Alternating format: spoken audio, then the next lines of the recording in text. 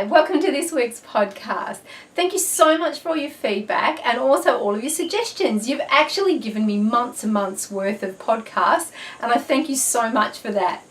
It's really important to me that I'm presenting the things that you want to know about, so I love it. So keep those rolling in. You've probably taken all of the thinking away from me as far as topics are concerned for a long time.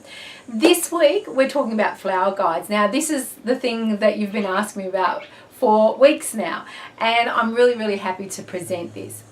Flower spirit guides, flower totems, all one and the same thing. They're much the same as animal guides, bird guides, elemental guides in a way, in a fashion, but they're more connecting you with the earth and with the vibrational forces of the earth. So very much like the animals, okay, if we think of them in that way. Now straight off the bat, straight at the start, I can't tell you what your flower spirit guide, your flower guide totem is, okay? This is a journey for you. I'm not an expert on animal guides, but my way of feeling is that it's still, again, that is something you need to find out for yourself. Now, I can show you different ways to find it, and there are lots of different ways. And my favorite way is obviously through meditation, because I think that you really get to connect with your inner self. You get rid of the everyday and you go right within to find it. The other way is by journaling, and I'd really like you to start journaling about this. Journal about the past, the things that have come up with you with flowers in the past, the big moments, and to see if there's any patterns. I also have this week an interview with the gorgeous Lucy Cavendish, and she talks to us about her connection with a flower guide, and which she feels is her flower guide, and it did come up to her in that way. You don't necessarily need all of those big moments for things to happen, okay? My flower guide that has guided me through most of my life was not really connected with a big moment for me. Mine's Peony, and it has changed a little over the years, though Peony has always been there. And you may find that yourself, that at different times in your life, different flowers have a stronger influence on you. So don't sort of feel like you're locked in. You should never feel like that anyway, because if you do feel like you're forcing the issue, it wouldn't be your guide, okay? Now, if you had said to me a zillion years ago that Peony would be my guide, I probably would have laughed that this big puffy pink flower would be such a thing, because it's not really in line with my personality. Probably a red rose would be, but there's a lot of qualities to Peony that I have learned, and I needed to learn as well, and that is why she's my guide. And I have a very strong connection with her. She's in nearly every room of my house. As far as questions are concerned about finding your guide, a lot of people sort of do bring up, does your flower guide have to be indigenous to the country that you were born in? Not necessarily. We're looking at ancestral connections as well, and maybe some sort of ancestral tie, and I know this one particularly relates to me in this way. A lot of the ancestral ties will actually connect. Mine's obviously an Asian ancestral tie here, and that's where the peony is from. Now, you will have a flower, most definitely, or maybe more than one flower, that is from your land of birth, that are going to be guides. Whether they're the strongest guide at the moment, I don't know. That's something that you need to work out. I have two incredibly strong guides.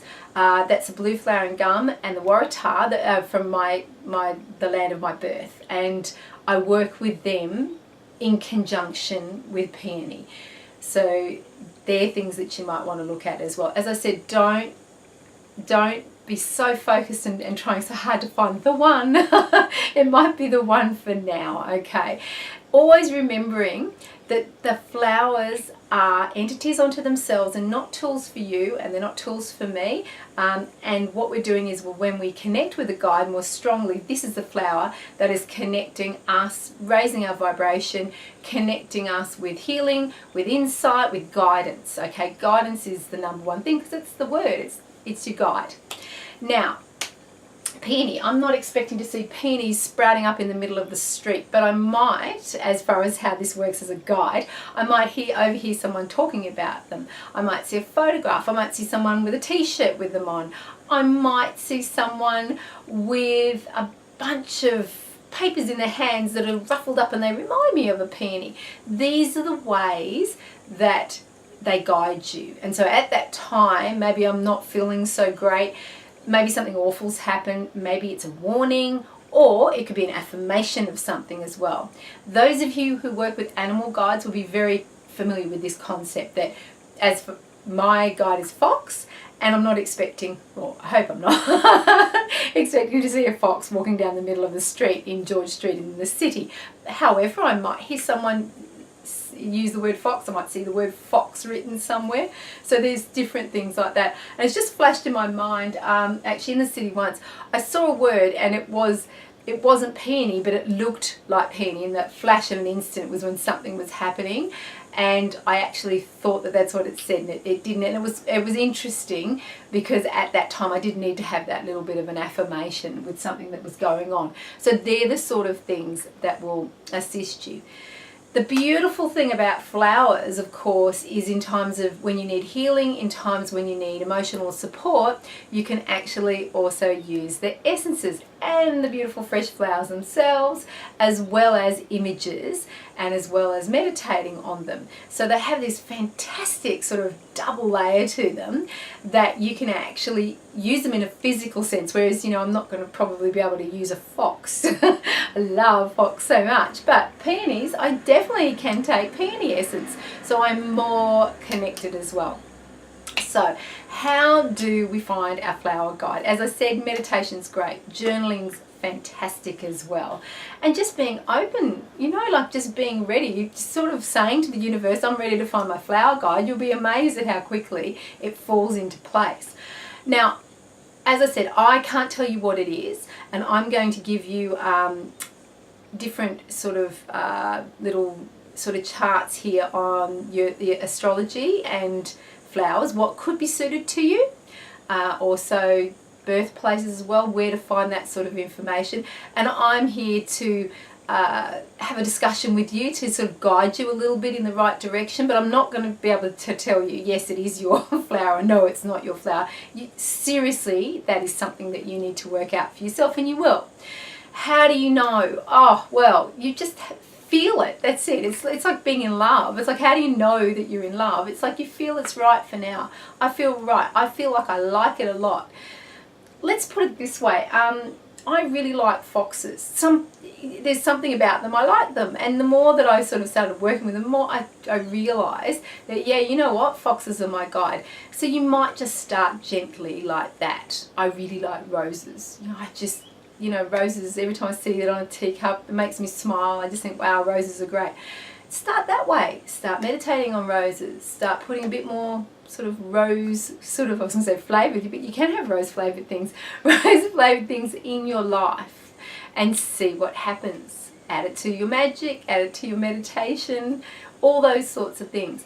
Now, with the flowers as well, I've said this a lot with things, just be really careful where they come from. They're not sprayed with anything nasty from a couple of the sort of, I'm trying to be diplomatic, florists that might use those things. So try to source your flowers from organic sources or grow them yourself, and essences from reputable places as well. There's lots of places that you can find those sorts of things. So no sort of picking dandelions off the side of the road and eating or drinking the tea, okay?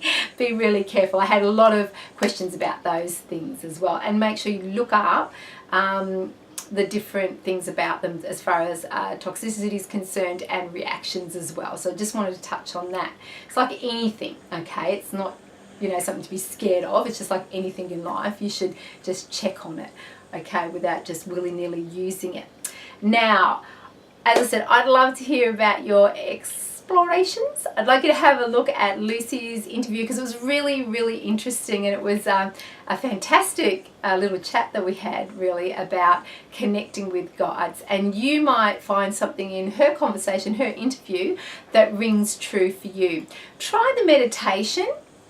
You don't have to try it once. You can try it a few times actually. It's a really good thing to do a few times and see which different flowers come up for you. And again, journal, write about them, think about them, bring them into your everyday life as well. Now it is the holiday time, isn't it? So I wish all of you a fantastic time for the holidays. I hope that you connect with your family and friends. Be really kind to yourself and everybody else. It'll probably be great to find your flower guide today, wouldn't it? On the next couple of days, and just get them to sort of give you that little bit of emotional energy and strength to get through this trying time, even though it's a happy time as well. I wish you all a very safe time. Thank you so much for listening to my podcast. I've really loved all of your messages and emails and connections as well. Blessings, and I'll speak to you next week.